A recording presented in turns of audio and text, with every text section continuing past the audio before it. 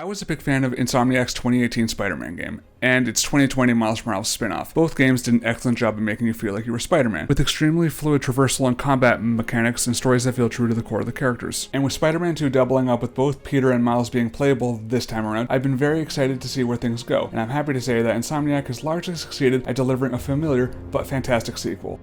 The story picks up not too long after the events of the first game, with Peter starting his first day on a new job as a teacher at Brooklyn Visions Academy, the same school that Miles attends. Unfortunately, due to a rampaging Sandman downtown, Peter and Miles are forced to ditch and deal with that. And after an epic boss fight with Sandman, it's revealed that Kraven the Hunter has made his way to New York and is seemingly hunting both heroes and villains alike. And in the early hours of the game, he breaks a bunch of villains out of the super prison The Raft, one of which being Mr. Negative, the man responsible for the death of Miles' father. Meanwhile, Peter and MJ are paid an unexpected visit by a childhood friend, Harry Osborn, who has seemingly been cured of his illness and has a job offer for Peter. On top of everything, the symbiote and Venom storyline also comes into play not too long after that. There are many moving parts this time around to Spider-Man 2's story, and Insomniac manages to make it mostly work with plenty of twists, turns, and hype moments, even if I think it doesn't quite hit the emotional highs of the first game.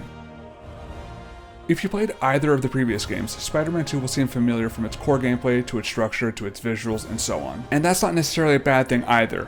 After all, the previous games built such a great foundation, and to Spider-Man 2's credit, it largely succeeds at refining and improving upon its predecessors. Because I was immediately reminded that, oh yeah, web swinging feels amazing, or spectacular, or sensational, or whatever Spider-Man adjacent adjective you want to throw around. It feels like that, and more. And with the addition of web wings for gliding makes zipping around New York even more exhilarating, and more importantly, it feels so seamless going from a web launch to swinging to gliding and vice versa. On top of that, there's a bunch of skill upgrades to improve swing speed, glide speed, and even some special mobility skills. When it comes to pure traversal and open world games, I don't think any other game matches Insomniac's Spider-Man series.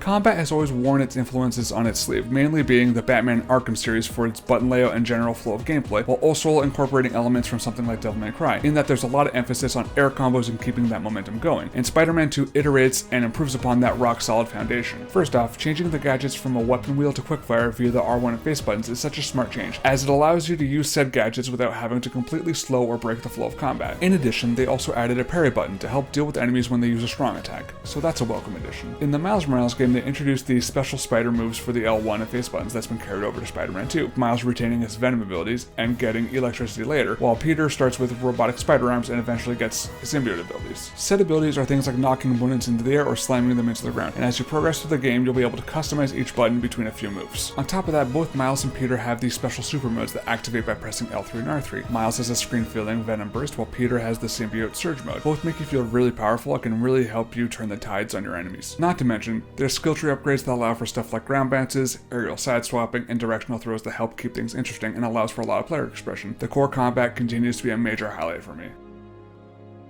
I will say though that while the combat and traversal mechanics were refined and improved upon, I don't necessarily feel that's quite the same case for the stealth, despite its solid foundation. With how gadgets work now, the amount of types have been reduced to 4, and because of that, the gadgets that had stealth applications are seemingly gone. I was someone that really enjoyed things like the web trips and impact whipping for stealth in the previous games, but nothing really fills that void here. Yes, using things like the web line and perch environment takedowns are definitely still fun. I do think a separate loadout for more stealth gadgets could help add variety with how you tackle stealth situations. Again, the stealth is not bad by any stretch of the imagination. It does have a solid foundation. However, I do think it's the weakest aspect of Spider-Man 2's core gameplay. Now, despite me saying all that, I did find myself enjoying the Mary Jane stealth missions more this time around. Partly it's because you're given a stun gun immediately, which makes the segments more than just distract enemies and sneak around. And later on, you're even given a web shooter and sonic blaster attachments, so that's pretty fun. And while these missions are simple, there is a tense atmosphere to them, and I would be totally open to more MJ missions down the line. As far as the game's structure is concerned, the big change is having both Peter and Miles being playable. Swapping between the two is seamless. Just pop open the mission app and hold a button, and boom, it's done. One cool thing that happens is that you can just run into the other Spider-Man while in the open world, and they can even help you fight off enemies. It's just a fun little thing that happens and helps give the game an extra bit of personality. The open world itself is filled with story missions, side missions, collectibles, and stuff like that. During story missions, you'll take control as Peter or Miles as Spider-Man, and a handful of times you'll also play as them in civilian mode,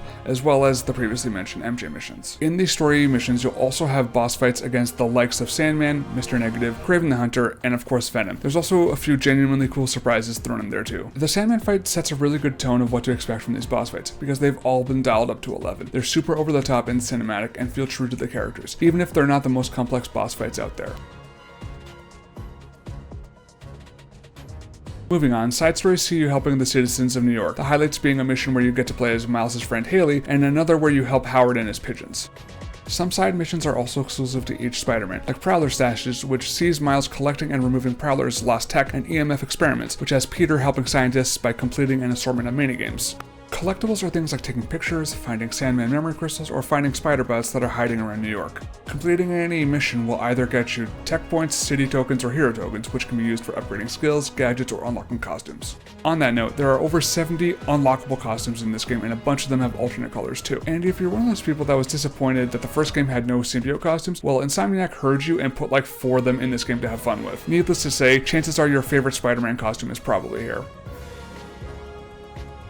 Finally, Spider-Man 2 has no Ubisoft-style activity towers, and it's better for that. Side content is either unlocked by swinging around New York, or as you progress through the story. And what that means is that Spider-Man 2 is just a very manageable experience, as there's always just the right amount of stuff to do without the game feeling bloated or needlessly padded out. This is especially true if you're a trophy hunter. I put in about 25 hours for that platinum and had a blast from start to finish. While some may think Spider-Man 2 is too short, to me it was the perfect length. At this point, I know I sound like a broken record, but from a graphics and audio standpoint, Spider-Man 2 hits all the marks set by his predecessors. New York is twice as big this time around and is brimming with life. The impressive lighting effects and swelling music still make swinging around New York such a treat. The character models look awesome, especially all the different spider costumes and villain designs, and of course a strong vocal cast across the board. Insomniac continues to deliver. At the end of the day, Spider-Man 2 is a very easy game to recommend, especially if you're a Spider-Man fan. While some may feel that it treads a bit too close to its predecessors or that the game is too short, the fact is, Insomniac has crafted another terrific Spider-Man game that improves upon almost everything. I highly recommend Spider-Man 2, and I can't wait to see what happens next.